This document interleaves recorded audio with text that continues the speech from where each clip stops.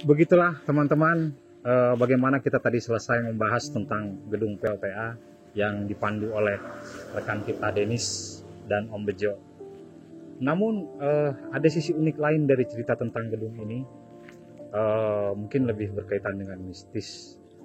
Bagaimana ceritanya kita bisa mendengar nanti dari narasumber. Kebetulan beliau itu adalah tetangga atau orang yang ada di lingkungan gedung ini. Ikutin terus ceritanya.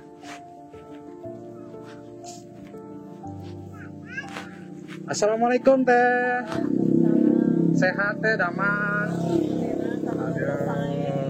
Atos beres acara nge-review gedung. Saya pengen ngobrol-ngobrol sama Teteh ya. Teteh santai kan? Ya, santai. Gimana hari ini, lancar? Ya, Alhamdulillah. Saya boleh duduk teh? Teteh duduk di sana boleh, saya di sini. Waduh, Teteh mungkin awet muda aja ini. Nah, gini teh, setelah kita selesai membahas tentang gedung PLTA ini teh, ya. mulai dari kapan didirikannya, kemudian apakah masih berfungsi atau tidak, lantas bagaimana perhatian katakanlah pemerintah setempat. Sayang banget ya teh ya gedung ini. Begini teh, saya tuh mendengar sisi lain nih teh, banyak yang sampai ke saya bahwa ada hal-hal yang mungkin lebih uniknya atau mungkin di luar logika umum. Barangkali TAan ya, yang memang sangat berdekatan, ini kan paling dekat sama gedung. Iya, sama gitu. Punya cerita nih teh, punya cerita di dunia yang berbeda gitu tentang gedung ini teh. Boleh dong teh di-share ke kita-kita gitu teh. Ya ada gitu. Ada yang kayak gitu-gitu. Iya betul, yang seperti itulah yang mungkin hal-hal kalau orang kita sering bilang tuh mistis lah gitu kan, atau gaib. Mungkin nanti kita bisa jadikan itu sebuah edukasi lah gitu. Barangkali tapi ada pengalaman boleh diceritain. Ada yang datang ke warung, katanya dijaga sama saya warung ini. Kalau di sama gedung jangan diacak-acak lagi. Oke. Orangnya tinggi, berbulu gitu. Oh. Ada yang nggak ada kepalanya, ada bilang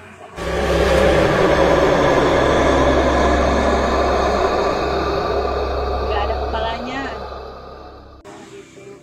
Mohon dijaga gedung ini, jangan diacak-acak begitu, di nyolong orang lah gitu. Jadi sosok itu datang ke Teteh Ke warung ini berpesan agar gedung itu jangan dirusak lah ya, jangan dirusak, jangan diacak-acak. Mungkin sebagian ada yang iseng mungkin ya teh ya, ngambil atau apa benda-benda yang ada di situ ya teh ya. Iya. Wah, jadi dia sosok tubuh yang hitam besar berbulu gitu kan datang. Kalau mungkin cerita lainnya teh yang waktu-waktu dekat ini. Ya suka ada yang nangis di sini, nangis terus bawaan pengen ke bapaknya, cari bapaknya. Serem cari bapaknya ya. Kalau saya sempat dengar juga katanya ada yang jahil, kalau orang Sunda bilang terwal rawel ya teh ya, ke pohon-pohon yang ada di situ kayak pohon sawo. Itu ada ceritanya teh? Ada, dia nggak bisa jalan. Kalau udah dibawa dari sana ke warung sini bisa jalan, digotong sama orang. Nah, untuk teman-teman ketahui juga, TAan ini adalah salah satu warga yang kebetulan berdagang di warungnya teh ya. Ternyata buka setiap hari ya. Iya. Setiap hari Sabtu sampai dengan Minggu nggak ada liburnya. Dan memang teman-teman siapapun yang datang ke sini yang bertujuan ingin mereview kah atau mau melihat gedung itu, mereka harus izin dulu ke TAan. Nah, TAan ini bisa main feeling. Kalau feeling dianya enak, biasanya dia nggak ada beban, dia kasih aja, dia telepon Pak Mandor untuk minta izin. Tapi kalau feelingnya lagi nggak enak, dia biasanya agak berat ngasih ya teh ya. Gitu, dia nggak akan kasih nomornya. Dan alhamdulillah kita diterima baik teman-teman sama TAan juga baik banget. Nah, selain tadi itu teh ada yang datang ke Teteh, terus ini biasa tempat suka dipakai apa teh sama orang-orang yang nggak bertanggung jawab? Ya suka ada anak-anak sekolah ke sini. Oh, itu untuk Main, edukasi ya. SMA. Kalau untuk penyalahgunaan ke mistis itu dipakai buat apa gitu, ada nggak teh? Nggak ada ya, nggak ada. Hanya memang terjadi sering terjadi hal-hal yang nggak logika ya teh ya. yang kesurupan gitu ya. Kesurupan karena memang waktu dia masuk atau datang ke tempat itu dia nggak mau diem, tangannya jahil gitu ya, suka ngambil buah atau apa gitu. Mungkin Teteh punya pengalaman cerita mistis lain selain yang sering didatangin ke sini itu?